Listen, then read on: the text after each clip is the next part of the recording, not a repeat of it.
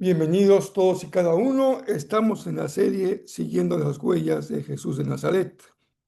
Nuestro tema de hoy es la tentación de Jesús en el desierto, según el Evangelio de Lucas. Nuestra meditación de la número 20 corresponde al martes 24 de febrero y nuestros textos son Lucas 4, 1 al 13 y el Salmo 91, 9 al 12. Yo soy Rafael Pola, todos sean muy bienvenidos.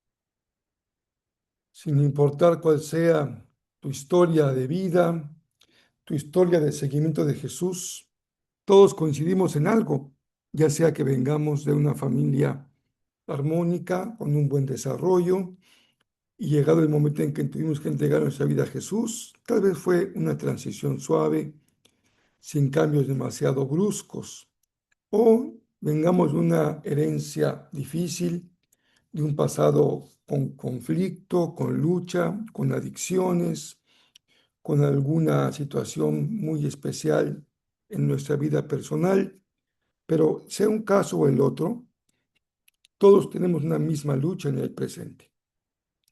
Todos luchamos con las tentaciones.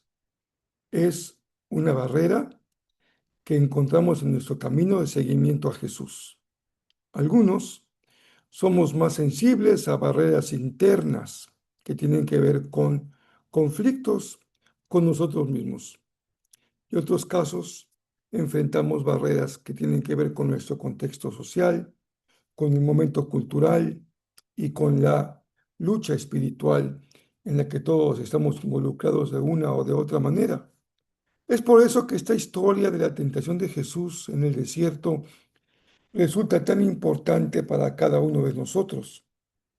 Hoy vamos a continuar, pero ahora lo haremos de acuerdo a la narración del Evangelio según San Lucas.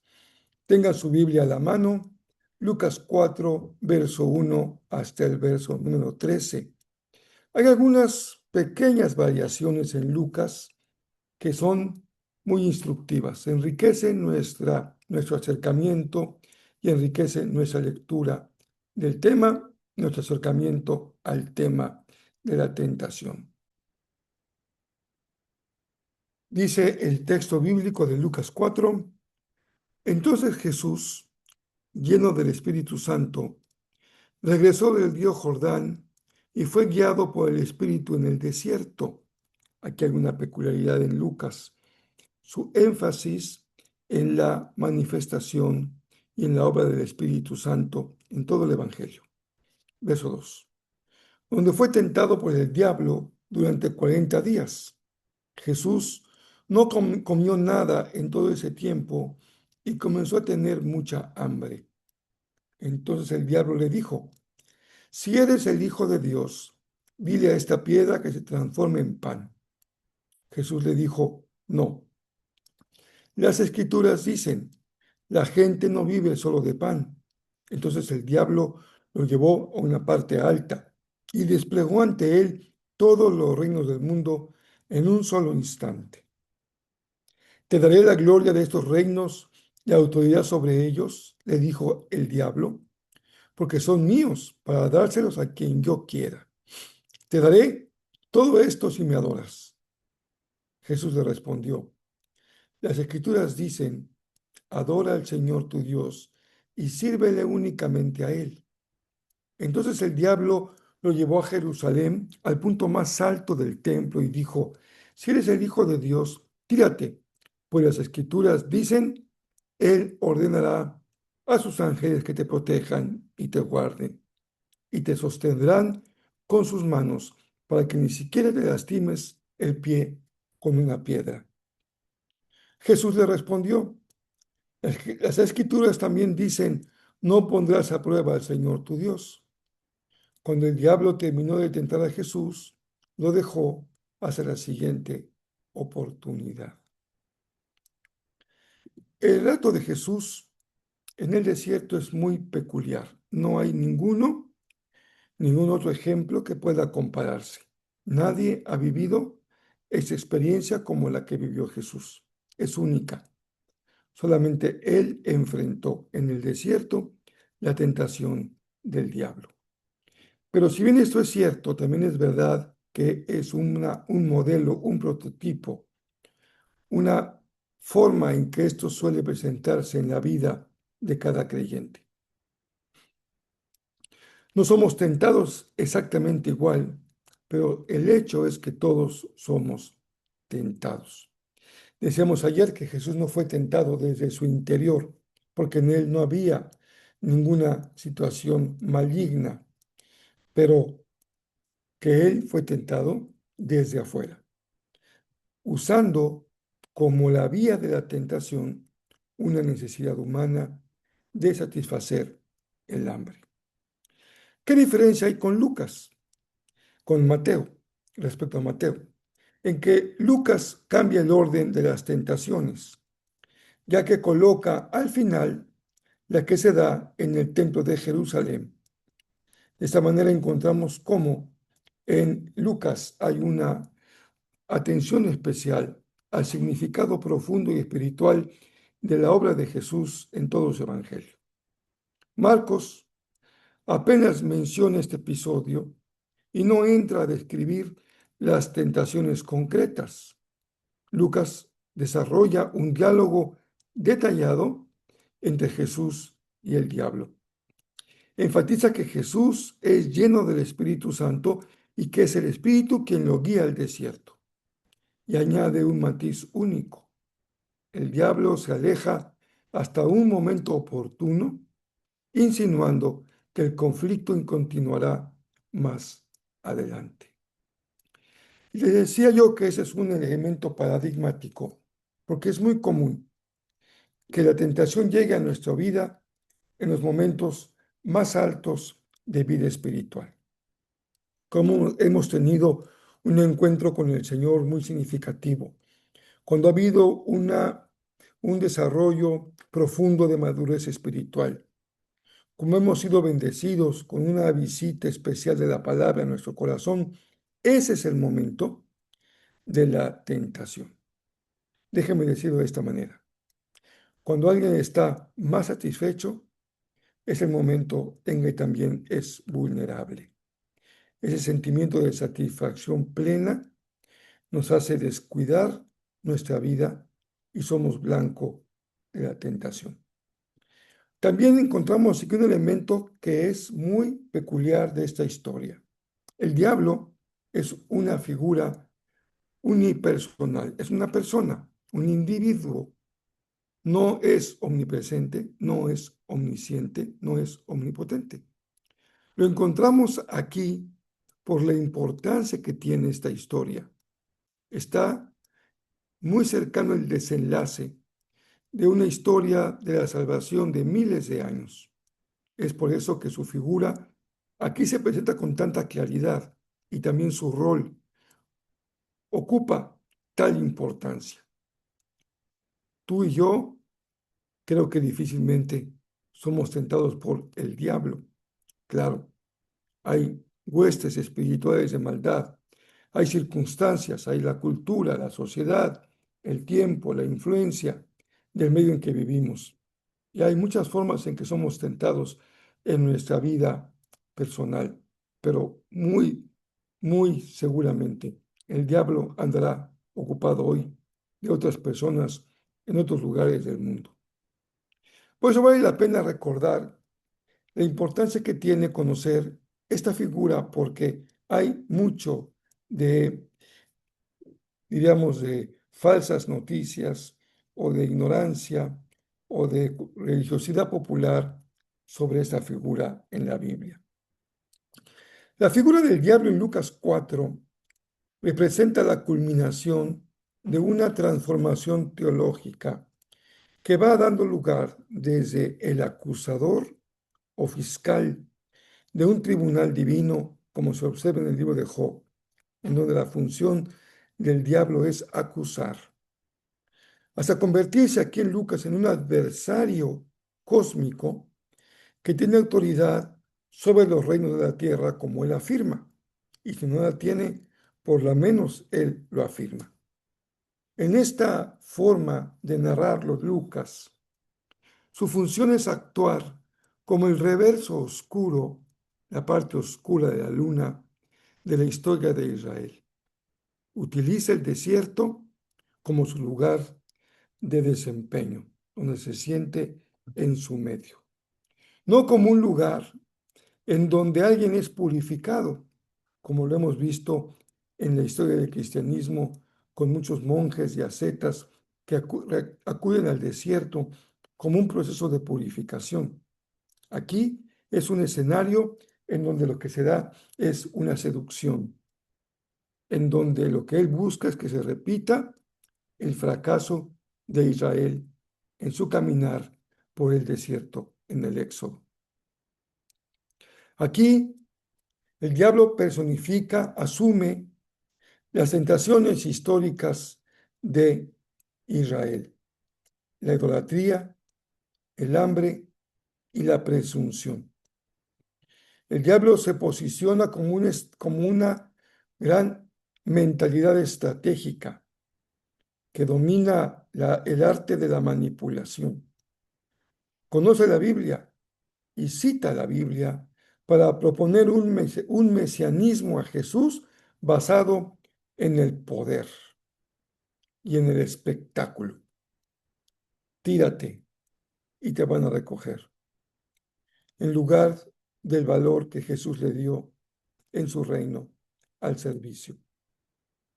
Su presencia en este relato no solamente sirve para que se haga clara la fidelidad de Jesús como el nuevo Adán, que viene a restaurar la caída en el Edén, sino para establecer cómo es el reino de Dios y que ese reino avanza en confrontación directa con una estrategia de malicia que, conociendo la ley, la palabra, rechaza el espíritu de la ley, el propósito de Dios al revelar su voluntad. Es un momento culminante de una guerra espiritual que inició desde el huerto del Edén y que va a llegar incluso a su desenlace mayor en unos cuantos años, cuando Jesús esté en el monte Calvario, en la cruz, entregando su vida en la cruz. ¿Cuál es la estrategia que ayer veíamos y que hoy también podemos leer en Lucas? La herencia, la estrategia de usar la palabra para engañarlo. Una de las grandes herencias del movimiento de la Reforma en el siglo XVI fue el lugar central que se le dio a las Escrituras. La Biblia como la palabra de Dios, como la única autoridad de lo que el creyente ha de creer y cómo ha de vivir. ¿Cómo se practica este principio hoy? Esta es una buena pregunta. ¿Cómo se practica el principio de la autoridad de las Escrituras el día de hoy en las miles de congregaciones cristianas y lo que vemos en las redes sociales? La idea es que sepamos agarrar bien la Biblia. Vamos a usar un recurso didáctico que creo que puede ser muy útil, que es el de la mano. Agarrar bien la Biblia. Esta es una forma muy didáctica de aprenderlo. Si ustedes toman su Biblia en la mano, se van a dar cuenta de que uno puede tomar la Biblia de muchas maneras. Puede tomarla con 2 dedos, con 3, con 4, usar los 5, así, o toda la Biblia completa con la mano completa. Ese es el recurso didáctico. El primer dedo, tomarla con un solo dedo, se puede caer fácilmente. Es solamente escuchar la Biblia. La escuchamos cuando alguien nos la lee, cuando oímos lo que hay en la iglesia o en la comunidad de fe y se lee la Biblia. Ya usamos los dos dedos cuando, además de oír, leemos. Ya hay mayor firmeza, leer y oír. Tres, cuando meditamos en ella. ¿Qué estamos haciendo hoy? Meditando en la palabra de Dios, reconsiderando lo leído, pensando en ello, encontrando y buscando en la palabra mensaje para nosotros. Cuatro, cuando podemos memorizar. La memorización es clave en el estudio, en agarrar la Biblia. Por lo menos un verso cada semana sea muy útil. Yo no te puedo presumir que lo haga, pero sí reconozco el valor importante que tiene la memorización bíblica. Quinto dedo, estudiarla. Aquí ya implica que tú tomas tu Biblia, la escuchas, la lees, la meditas, la memorizas y recurres a una concordancia, a un diccionario bíblico, a un comentario, lees versiones distintas, vas, vienes, analizas la gramática, el sentido de las palabras y tomas tus notas y vas estudiando. Sin duda, que esta forma de agarrarla con todos los dedos ya es muy valiosa. Pero nos falta la palma de la mano, que es donde yo agarro la Biblia, la meto, la pongo y la sostengo completa. Así es la mejor manera. ¿Y qué es la palma? La aplicación. Nunca nadie podrá realmente aprender la palabra si no la aplica. El enemigo puede hacer muchas cosas, entre ellas puede memorizarla, la conocer de memoria, puede escucharla, puede leerla, pero incluso podría estudiarla. Lo que no puede hacer es aplicar la palabra de Dios. Ese es el valor de la aplicación. Ponerla en práctica. Esto quiere decir que la Biblia no debe ser usada con un mal propósito y no debe ser interpretada de manera equivocada. La Biblia no debe usarse para justificar lo que tú quieres o lo que tú crees o para atacar a alguna persona. La Biblia es autoridad para nosotros. Ponemos nuestra vida, nuestro pensamiento, nuestro corazón y nuestras acciones bajo la autoridad de la palabra de Dios. Jesús dijo, si me aman, guarden mis mandamientos. La Biblia debe ser interpretada correctamente. Y aquí hay un aspecto sin duda de carácter académico. Hay que conocer las reglas de interpretación bíblica, sin duda. Una de esas reglas muy conocida es la Biblia se interpreta a sí misma, pero no basta una buena herramienta, un buen principio. Hace falta y es fundamental un corazón humilde que se pone bajo la autoridad de la palabra. La autoridad de la palabra y la autoridad del Dios de la palabra del Señor. Jesús nos enseñó cómo se practica este principio de la Biblia, se interpreta a sí misma. La aseveración del diablo se pone bajo el criterio de no tentar al Señor y no ponerlo a prueba, como enseña la misma palabra del Señor. Se cita en esta historia el Salmo 91. Déjeme recordarte lo que el Salmo dice.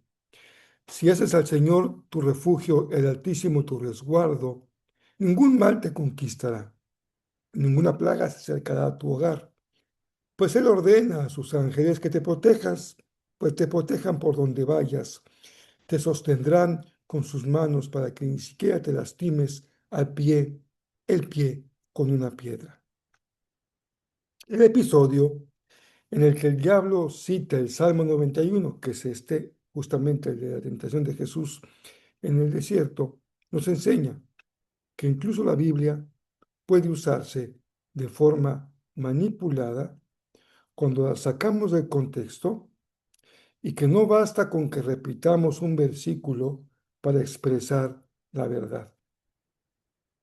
Muchas veces la tentación aparece disfrazada de espiritualidad, invitando a una fe que ya sea por imprudencia busque forzar a Dios a actuar o convertirla en una regla fría, en una tradición superficial que pierda la razón misma de la sustancia de la palabra. Jesús muestra que la verdadera confianza no consiste en andar provocando a que el Señor haga lo que queremos, sino a obedecerlo. Jesús nos enseña, no tentarás al Señor tu Dios. Así interpretamos la Biblia con equilibrio, usando la Biblia para que la Biblia ilumine a la Biblia y a discernir entre una fe auténtica y una que se apoya en promesas a modo, a gusto personal, con el objetivo de salirse con la suya. Cuidado. Como tú puedes ver, no basta que uno piense o mantenga el principio de la Biblia como única norma de fe y de práctica. De hecho, no hay iglesia evangélica en el mundo que no se precie de tener este principio como práctica. No importa a qué denominación asistas, hoy, o iglesias sin denominación, todas te dirán prácticamente lo mismo. Lo importante es ver cómo se aplica este principio en la vida de la iglesia, la predicación, la enseñanza y, de manera muy importante, el estilo de vida. Bueno, la frase memorable para hoy de John Owen es una figura muy importante del pensamiento cristiano del siglo XVII. Fue un teólogo, un pastor y un académico de la Universidad de Oxford, en Inglaterra. John Owen dijo, la Biblia es su mejor intérprete. Vayamos finalmente a la pregunta que siempre formulamos, que nos orilla a la reflexión, pero también a la aplicación. ¿En qué momento has usado o permitido que otros usen la Biblia para justificar decisiones que en realidad nacen de sus deseos personales egoístas, tuyos o de otros? ¿Cómo puedes discernir mejor la palabra para no tentar a Dios, sino por el contrario, para ponerte bajo su autoridad y caminar en obediencia a la palabra? Piensa en ello. Y que el Espíritu Santo que movió a Lucas, que señala a Lucas, movió a Jesús hacia el desierto, sea el mismo Espíritu que a ti te guíe en tu vida y te mueva en la dirección del Señor. Vean algo aquí con lo que termino muy interesante. El desierto fue un destino al que el Espíritu guió a Jesús. Ahí Jesús encontró la oportunidad de una gran victoria para arrancar su ministerio. Ahí fue llevado a tomar decisiones, a saber discernir, a rechazar, a poder poner su obediencia a la palabra por encima de todo. Aprendamos a discernir cómo incluso en nuestras luchas personales Dios se está moviendo con un propósito. Que así sea, que el Señor te guíe y te ilumine y te fortalezca en este día. Les mando un abrazo muy fuerte y sigan orando por nuestro país, por nuestras ciudades, para que en la paz de la ciudad encontremos también la paz. Oremos por nuestros gobernantes, por el ejército, por los militares, por la Guardia Nacional, todos aquellos que se involucran en la seguridad de nuestro país. Que Dios les bendiga muy, muy ricamente el día de hoy.